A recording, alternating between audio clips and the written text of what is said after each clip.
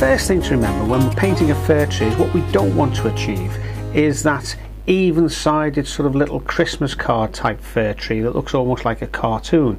You've got branches here which are only about half the width of the branches on the opposite side of the tree, and that's the sort of effect that we're going to try and create. And what we're also going to have a look at, of course, is fir trees where perhaps most of us think of them covered in a layer of snow. And I'm going to use different brushes. This obviously is a 1/2 inch flat, the number 10 round, the rigger, and perhaps a little surprisingly even something as big as the mop brush. Now I'm also going to have a little go with this little bloke. You can see if I splay the bristles out here how raggedy this is. This is a very cheap and nasty, frankly, little bristle brush that I bought as part of a very cheap and nasty bristle brush set. But this sort of little brush can provide a very raggedy edge that's so representative of the fir tree. So we'll have a little go with that as well. Right, now the other thing I mentioned was the white gouache, designer's gouache. We're going to use that at the end of the demonstration to put some snow on some of these fir trees. Now one other thing I wanted to mention is that I'm producing this demonstration on tinted blue Bockingford watercolour paper, and here's a white paper towel so you can see the difference in the two tints. Right, now we've got 3 pools of colour here. We've got a medium green which is actually going to come out lighter. You can see it's probably going to come out nearer that colour than what it looks like in the palette at the moment, and that's using phthalo blue and lemon yellow. But I've added a fair splodge of raw sienna to the mix as well, because if you mix lemon yellow and phthalo blue together you get a very bright, almost fluorescent green, which is not what we want. For the darker colour we'll use for shadows, we're going to use phthalo blue again, but this time I've put in a strong mix of burnt umber and just a little bit of the lemon yellow again.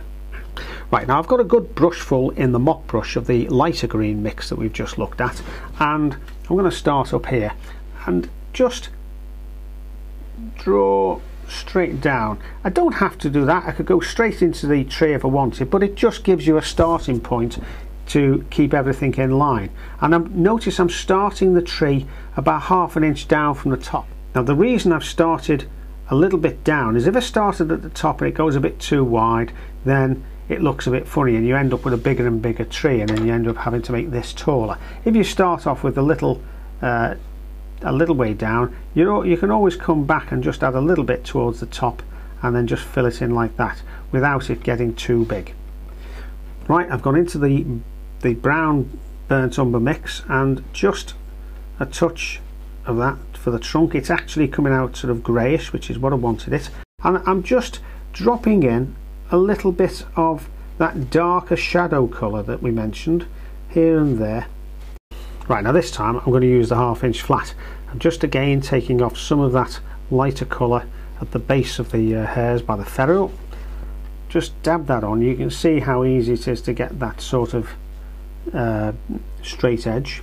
Again, this time I'm just using the corner of the brush as far as possible, particularly at the top of the tree, because as with this other one we don't want to make it too wide. You can see, I think, how I'm using the corner of the brush and I'm just almost flicking out like that. This time of course we can use the same brush, and just by simply adding and dragging like that we can add the trunk, and we can sort of hit and miss a little bit up the tree like that. What you've got to be careful of here is that you don't appear to create the trunk outside the branches. Remember, the tree's 3-dimensional, so you'll have branches coming this way. Right, we'll do this one a bit straighter. Let's have a look at the round brush. This is the number 10 round. I've got that a little bit wobbly and bent, but it doesn't matter, because again you see here where I'm now stabbing it. What I'm trying to do is get as much paint out as I can, so I'm trying to create more of a, that's better, more of a hit and miss effect. And always remember, particularly when you're putting snow on fir trees, that even if the tree branches sort of point upwards, the weight of the snow very often forces them into a more droopy sort of effect. Right, now we've got a different effect again using slightly lighter and more watery paint.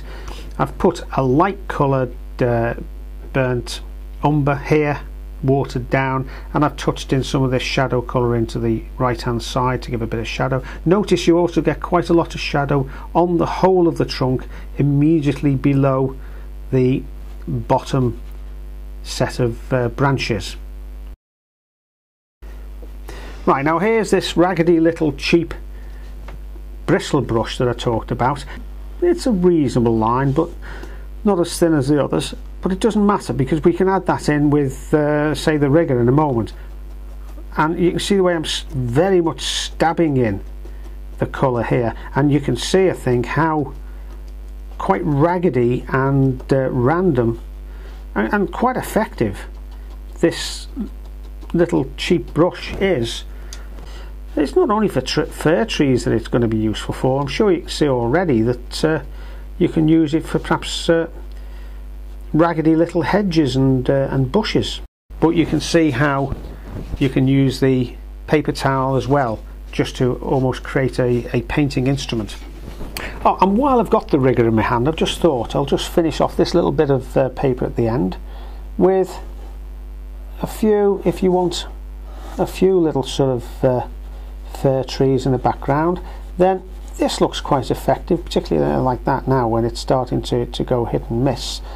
You don't have to even bring them all the way down to the ground. You can just, if you're just sort of creating a mass of foliage like that using the rigger on its side, simply like that, you can then give that impression that there's actually a lot more trees there in the background than really exist. Right, now I've just put a thin wash of green with the rigger and just added a few little bits of dark in, which are just running together, and it takes very little practice or skill. You're almost just scribbling with the rigger to create this forest. Leave bits and pieces here and there and things half painted, and let the viewer fill in the rest.